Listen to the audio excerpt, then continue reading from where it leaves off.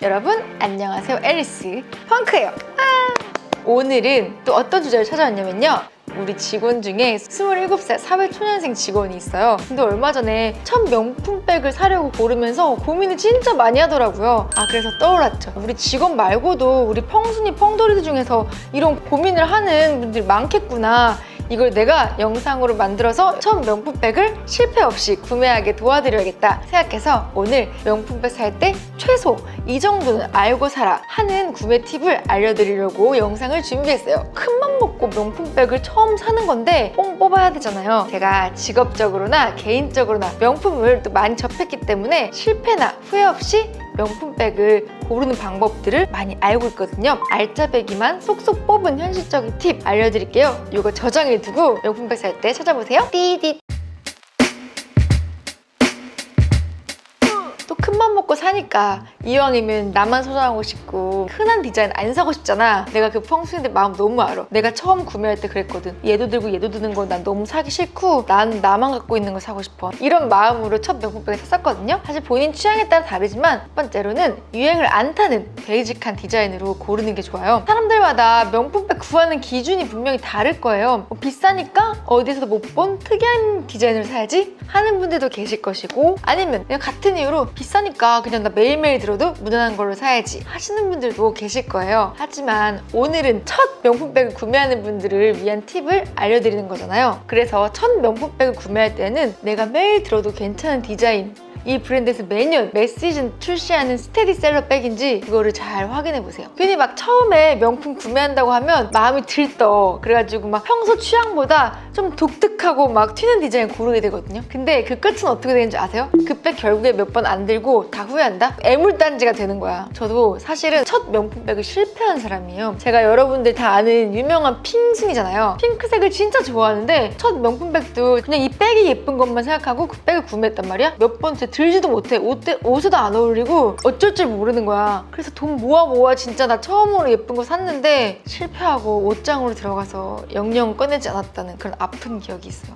여러분들도 같은 실수를 하지 않기를 바래요. 되게 패션하는 사람이 보수적이다 이런 소리 제가 이렇게 얘기하면 들을 수도 있겠지만 이건 정말 제가 겪어봤기 때문에 할 수 있는 얘기예요. 정말 잘 생각해보세요. 내 스타일에 평소에 자주 들게 될지, 다른 계절에 들 수 있는지, 10년 뒤에도 들 수 있을지, 조금 보태서 딸한테도 물려줄 수 있을지, 이런 거 고민해보고 산다면 실패 확률이 확 줄어들 거예요. 그리고 왜 유행하는 디자인, 막 컬러풀한 예쁜 백들은 조금 더 저렴한 국내 브랜드 백도 많고 괜찮은 퀄리티로 너무너무 잘 나와요. 여러분의 그런 욕구를 그런 데서 채우고 명품백 초보자들은 스테디셀러, 유행 안 타는 그런 무난한 디자인으로 고르는 걸 추천드려요. 처음에는 진짜 무조건 베이직한 디자인으로 구매하는 거 잊지 말기. 그리고 두 번째는 실용적인지 따져봐라. 언니 저는 분명히 언니 말대로 베이직한 디자인을 골랐는데 이상하게 손이 안 가요 하는 분들 분명히 있을 거야. 디자인뿐만 아니라 실용적인지 따져봐야 돼요. 실용성 하면 일단 뭐예요? 수납이죠. 평소에 짐을 많이 들고 다니는 사람한테 베이직한 디자인이라고 미니백을 구매한다면 그건 완전 실패죠. 요만한 거 사가지고 어떻게 할 거야. 그래서 평소에 자신이 가방에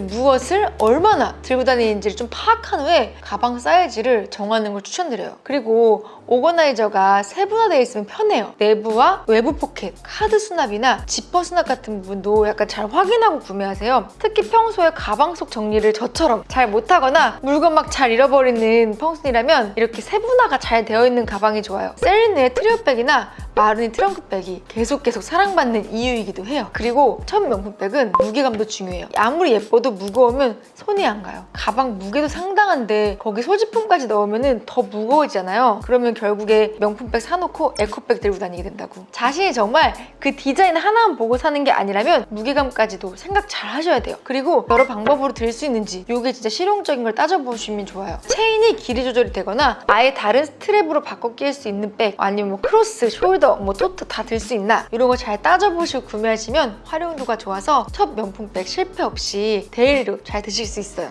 마지막으로는 여러분들이 옷 입는 스타일과 잘 어울리는지 꼭꼭 따져보세요. 요즘 아무리 믹스매치 많이 해서 맨다고 해도 내가 평소에 캐주얼을 많이 입는데 갑자기 막 각지고 막 이런 되게 포멀한 백을 구매해버려. 이것도 무용지물이야. 그래서 평소 옷 스타일, 내가 자주 매던 백이랑 디자인이 너무 다르다 하는 그런 디자인들은 패스하는 거. 명심하세요. 세 번째로는 여러분들 관리하기가 쉽고 내구성이 강한 소재로 고르셔야 돼요. 이것도 두 번째 말했던 실용적인 측면에서 약간 같은 맥락으로 이어지는 내용인데요. 우리가 막 백을 막 진짜 상점 모시듯이 모시고 다니려고 구매하는 게 아니잖아요. 습기, 이염, 오염에 약한 백을 구매하면요, 결국에 비나 눈 오는 날 일단 못 들고요, 청바지 물 빠질까봐 못 입고요, 대중교통 탈 때도 긁혀 스크래치 날까봐 앞으로 안고 다녀야 되고, 그러면은 결국에 이날 못 들어 얘는 또 옷장 속에 모시게 되는 거예요. 그래서 시간이 지나도 형태 유지가 잘 되고 온도나 습도, 오염에 강한 소재를 고르는 게 좋아요. 유명한 명품 브랜드 몇 개 예시를 들자면, 샤넬에서는 램스킨보다는 캐비어, 프라다에서는 사피아노 가죽이나 나일론, 루이비통에서는 랑미 아니면 에피라인, 구찌는 오피디아 라인, 이렇게 브랜드마다 내구성 강한 가죽이 있어. 그런 걸 골라서 구매하시면 좋을 것 같아요. 그리고 페이던트 가죽은 구매할 때 명품 매장 직원분들이 이렇게 얘기한다?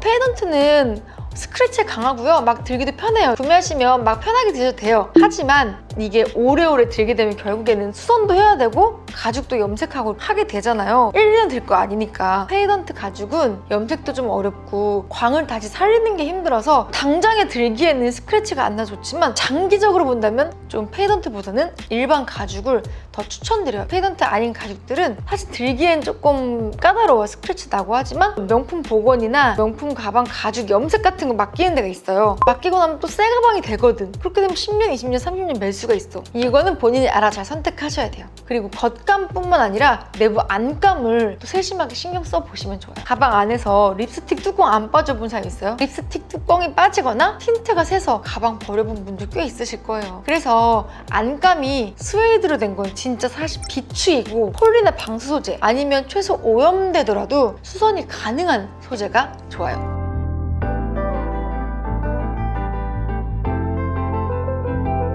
그것도 내가 알려줄게. 네 번째로 알려드릴 팁은요, 첫 명품백은 무조건 직접 보고 구매하자예요. 조금이라도 싸게 구매하고 싶어서 직구나 구매대행 같은 거 서칭 많이 해서 구매해도 되냐고 지금 물어봤는데, 그건요, 명품을 정말 수도 없이 구매해봤고 이제 직접 안 보고도 이건 딱 봐도 내가 잘 들겠다, 딱 봐도 여긴 정품이네 하는 판단을 정말 잘하는 능숙능란한 펑순이들이야 온라인 직구나 구매대행 하는 것도 괜찮아요. 근데 명품 초보 펑순이들 온라인 위험해요. 물론 직구랑 국내 가격 차이가 조금 나는 경우도 있어요. 근데 진품 가품 여부도 좀 걱정되고, 배송으로 받았을 때 뭐 컬러나 사이즈가 생각했던 거랑 차이가 있을 수 있거나 상태가 만족스럽지 못한 상품 받아볼 수 있거든요. 제가 직구 초보였을 때 명품 해외 직구를 했다가 빨간 구두였는데 빨간색 크리스마스 산타 모자로 와서 약간 당황했던 적이 있어요. 그때도 다른 거에 비해서 거기가 좀 많이 쌌어요. 그래서 우와, 여기 처음 본 사이트인데 한국까지 배달되네? 해서 구매했는데 결국에는 산타크로스 모자만 받았던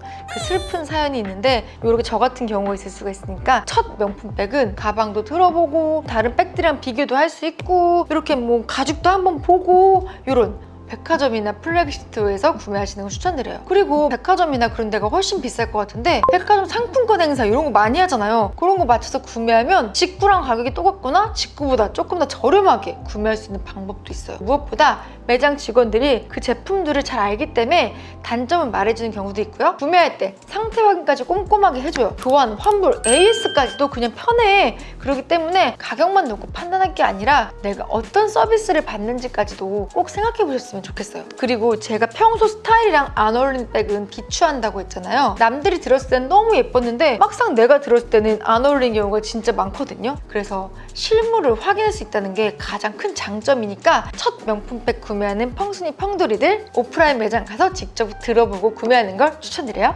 다섯 번째, 구매 후기를 최소한 3개는 찾아봐라. 쉽게 말해서 단점은 꼭 알고 구매하자, 요거 얘기예요. 요즘에 블로그나 유튜브에 실사용 후기들이 많이 올라오잖아요. 그 백을 구입한 계기나 착용기간이나 횟수, 추천, 비추천 여부와 이유를 따져보고 자신의 상황이나 구매 목적에 맞는 제품인지를 확인해 보셨으면 좋겠어요. 그리고 왜 3개 이상 보는 걸 추천하냐면, 그분들이 공통적으로 얘기한 단점은 나도 겪을 수가 있잖아. 그냥 3만원짜리 청바지 살 때도 후기가 없으면 안 사는 경우가 많은데 명품백이라면 더 더욱더 꼼꼼하게 후기를 찾아봐야겠죠? 그리고 생각지도 못했던 단점들이 있을 수 있거든요. 예를 들어서 가방 입구가 너무 좁다거나 가방끈이 불편하다거나 하는 사소한 부분들은 실제로 구매하고 착용을 좀 해본 사람들이 아니면 알 수 없는 얘기잖아요. 그리고 내가 이 정도는 감수할 수 있다는 걸 미리 알고 사는 거랑 모르고 처음 백을 사는 거랑은 좀 천지 차이기도 하고요. 오프라인에서 구매하실 분들도 장단점을 체크해 주셨다가 무겁다고 했는데 이 정도는 괜찮네 이럴 수도 있고 가방 입구가 좁다고 들었는데 생각보다 더 좁네 하는 기준이 생기는 거라서 마음에 드는 백이 생겼으면 후기를 서칭해보고 가셨으면 좋겠어요.